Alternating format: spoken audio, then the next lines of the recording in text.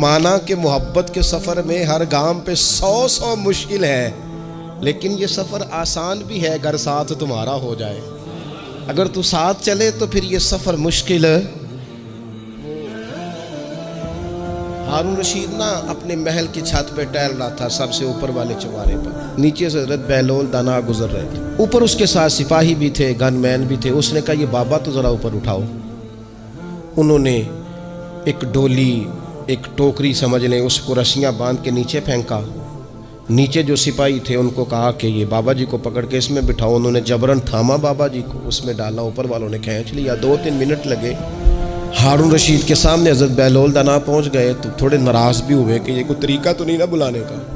ملاقات ہوئی تو کہا کیوں بلایا؟ کہنے لگا ایک مسئلہ پوچھنا تھا۔ فرمانے لگے بادشاہ ہے نا، تیرے مسئلے پوچھنے کا بھی اپنا ہی انداز ہے، پوچھ مسئلہ۔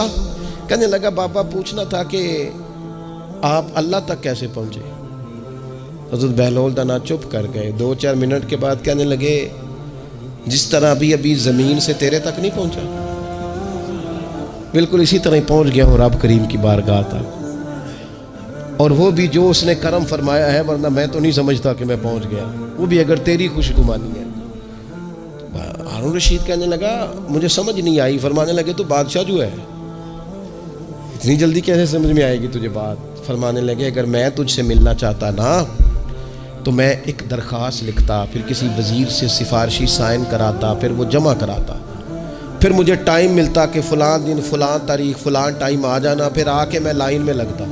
پھر بھی تو بادشاہ ہے، تیرا موڈ بنتا ملنے کا کہ نہ بنتا؟ جب میں چاہتا تو پتہ نہیں کتنا ٹائم لگ جاتا، جب تو نے چاہا ہے نا تو 1 منٹ بھی نہیں لگا۔ فرمانے لگے میں نے دعویٰ ہی نہیں کیا کہ میں جدوجہد کر کے پہنچوں گا، میں نے تو رب کی بارگاہ میں عاجزی کی ہے، پھر رب نے ہی کرم فرمایا ہے، اسی نے مہربانی کی ہے۔ مانا کہ محبت کے سفر میں ہر گام پہ 100 مشکل ہے، لیکن یہ سفر آسان بھی ہے اگر ساتھ تمہارا ہو جائے۔ اس کے کرم کا ساتھ رہا ہے، اس سے عافیت مانگی ہے، اپنے آپ کو اس کے سپرد کیا ہے تو اس نے کرم کر دیا۔